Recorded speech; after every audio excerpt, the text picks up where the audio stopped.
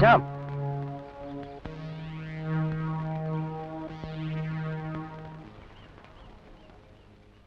എന്താടാ വിളിച്ചാ വന്നൂടെ? അതിന് ഞാൻ നിന്റെ ചെലവിലല്ലോ ജീവിക്കുന്നത്. വെറുതെ വെറും നൈറ്റിൽ ചൂടാവാതെ. എടാ മോനെ ശ്യാമസുന്ദരോ, സ്വപ്നം കാണാൻ തുടങ്ങിയാൽ ആ ശപ്പൻ സുരേഷിനെ വെറുതെ വിടുമോ? അവന്റെ കൈക്ക് നല്ല കരുത്താ. കൈക്ക് കരുത്തുണ്ടെന്ന് പറഞ്ഞ് നടക്കുന്ന ഒരു പുല്ലിനെ എനിക്ക് പേടിയില്ല. എന്റെ കാര്യം നോക്കാൻ എനിക്കറിയാം.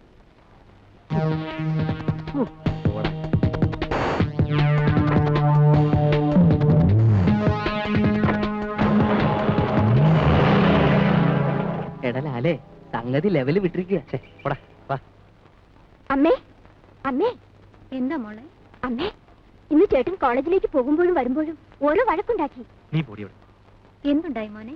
അമ്മേ, മനുഷ്യന്മാർക്ക് മര്യാദ അറിഞ്ഞൂടാ. അവരെ അതൊന്നും ഓർമ്മിപ്പിച്ചു, അത്രേ ഉള്ളൂ. എത്ര ഓർമ്മിപ്പിച്ചാലും ചിലർക്ക് അതൊന്നും ഓർമ്മ വരില്ല മോനെ. അവിടെ ഒഴിഞ്ഞു മാറുകയാ നല്ലത്. അങ്ങനെ ഒഴിഞ്ഞു മാറാൻ നോക്കിയാൽ പുറത്തിറങ്ങാൻ പറ്റില്ല, വീട്ടിലിരിക്കേണ്ടി വരും. വീട്ടിൽ അടങ്ങി ഒതുങ്ങിയിരിക്കുന്ന ഒരാള് എന്ത് ചെയ്യുമ്പോഴും അടക്കത്തോടും ഒതുക്കത്തോടും കൂടി ചെയ്യണം. എങ്കിലേ മറ്റുള്ളവരുടെ അംഗീകാരം കിട്ടും. ആ, വന്ന് വല്ലതും കഴിക്കേ. വരൂ വരൂ.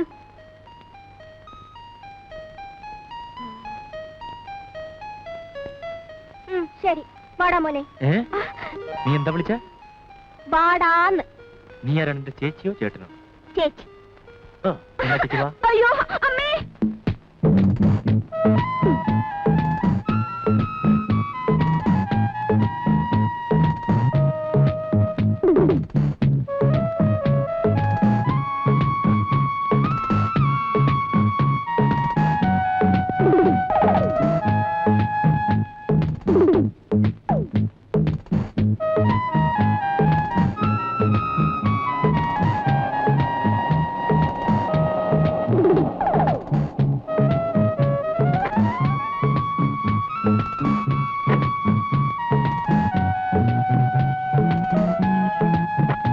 Madam, this way please.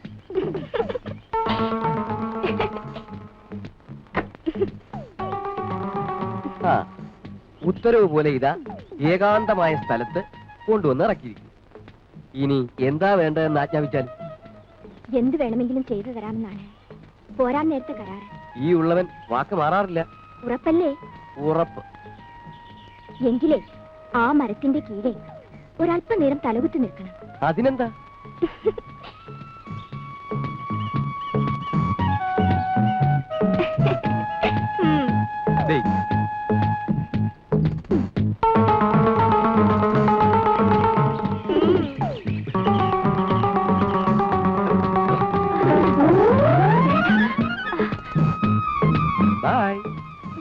വേണ്ട ശ്യാം, വേണ്ട വേണ്ട. നീ ആവശ്യപ്പെട്ടതല്ലേ വേണം. ഞാൻ തമാശ പറഞ്ഞതല്ലേ. തമാശയായാലും കാര്യമായാലും ഞാൻ പറഞ്ഞ വാക്ക് വാക്കാണ്. ദൈവം വന്ന് പറഞ്ഞാൽ പോലും ഞാൻ കൊടുത്ത വാക്ക് മാറാറില്ല. ഞാനാണ് പറയുന്നത്. നോ, വേണ്ട പ്ലീസ്. Okay okay okay.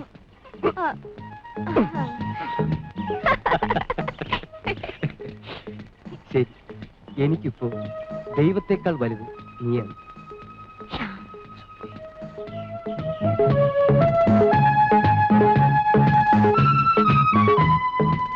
അപ്പോൾ ഞാൻ പറഞ്ഞാൽ അനുസരിക്കും. കുറച്ചു കാലമൊക്കെ അനുസരിക്കും. കുറച്ചു കാലമോ? അതെ, എന്റെ താലി നിന്റെ കഴുത്ത് വീഴുന്നത്. അതിനുശേഷം പലിശ സഹിതം തിരിച്ചു തരും. പിന്നെ പിന്നെ അതിന് വേറെ പെണ്ണിനെ നോക്കിക്കോ. ജീവിതത്തിൽ ഞാൻ ഒരേ ഒരു പെണ്ണിനെ മാത്രമേ നോക്കിയിട്ടുള്ളൂ, നിന്നെ. നിന്നെ മാത്രം നോക്കി ഞാൻ ഈ ജീവിതം അവസാനിപ്പിക്കുകയും ചെയ്യും.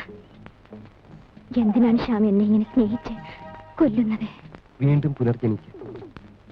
അടുത്ത ജന്മത്തിലും നമ്മളിങ്ങനെ അടുപ്പമാകാൻ.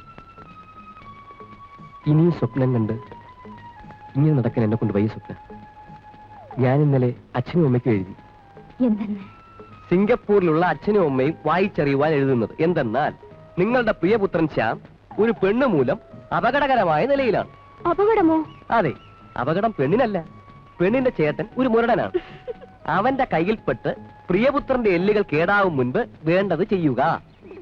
എന്റെ ചേട്ടൻ നല്ലവനാ. അല്പം പേടിക്കണമെന്ന് മാത്രം.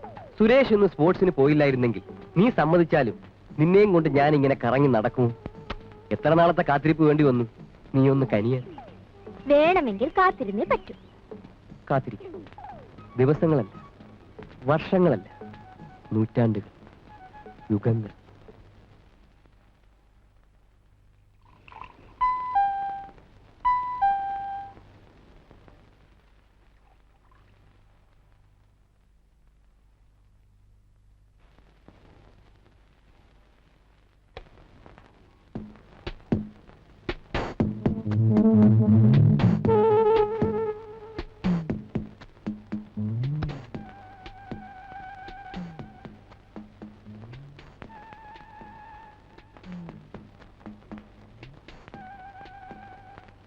ആരാ മോളെ?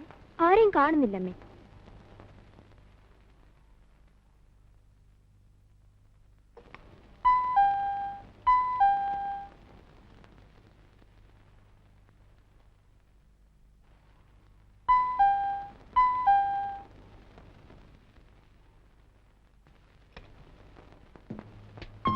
കള്ള നീയാണോ? അമ്മേ, ഇത് കണ്ടോ? എനിക്കറിയാം മോനെ.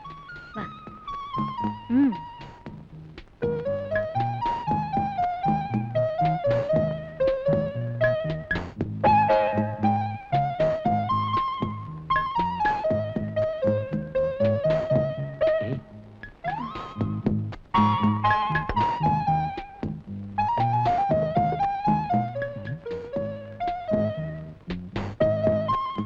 ആദ്യം ഞാനിത് അമ്മയെ കാണിക്കണമെന്ന് കരുതുക.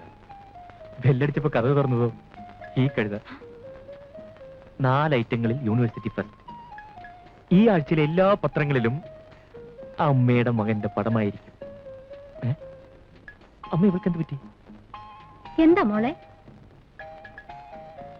എടി, നീ ഇത് കണ്ടോ? എനിക്ക് കാണണ്ട, ഞാൻ കഴുതയല്ലേ. ഓ, അതോ. നിനക്ക് കാണാനില്ലെങ്കിൽ ഞാൻ എന്തിനാ പാടുപെട്ട് ചാമ്പ്യൻഷിപ്പ് നേടിയത്? വേണ്ട. അമ്മേ, ഇപ്പൊ ഇവളെ കണ്ടാൽ മിസ് വേൾഡ് പോലുണ്ട് അല്ലേ അമ്മേ? ഞാൻ ലോകസുന്ദരിയൊന്നും അല്ല. ലോകത്തിൽ ആരെങ്കിലും ഒരാളുടെ സുന്ദരിയായി മതി എന്നായിരിക്കും. പേടിക്കണ്ട, അമ്മയും ചേട്ടനും ചേർന്ന് എത്രയും വേഗം ശരിയാക്കി തരാം. എന്താ അമ്മേ? ബാഗിൽ അവിടുന്ന് വാങ്ങിയ സാരിയുണ്ട്, കാഡ്ബറി ചോക്ലേറ്റ് ഉണ്ട്. ഒന്നും വേണ്ടേ? വേണ്ട. ചേട്ടൻ ഒരു തമാശ പറഞ്ഞല്ലേ മോളെ, അതിനിങ്ങനെ പിണങ്ങിയാലോ? നീയല്ല, ഞാനാ കഴുത. അല്ലല്ല. അല്ലെങ്കിൽ നമ്മൾ രണ്ടുപേരും കഴുതയാ. എന്താ പോരെ? മതി. ആ, അപ്പൊ മിസ് കഴുത ഇതെല്ലാം ഒന്ന് എടുത്തോണ്ട് വെക്ക്.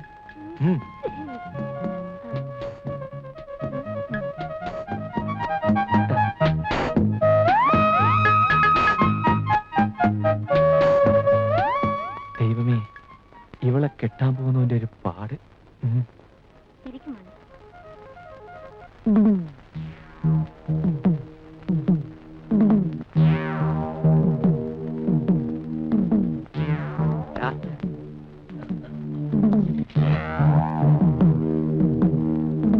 ഏത് സ്വപ്നയുടെ ഇത്? നിന്റെ പുന്നാര പെങ്ങള് തന്നെ. പെങ്ങളെ അവന്റെ കൂടെ കുഴഞ്ഞാടാൻ വിടുമ്പോ ആലോചിക്കണം ഇങ്ങനെ ചിലതെല്ലാം ഉണ്ടാകുന്നു. ആദ്യം സംഭവം നേരാണോന്ന് അളിയൻ അന്വേഷിക്കണം. നേരാണെങ്കിൽ വെറുതെ എനർജി വേസ്റ്റ് ചെയ്യണ്ടല്ലോ.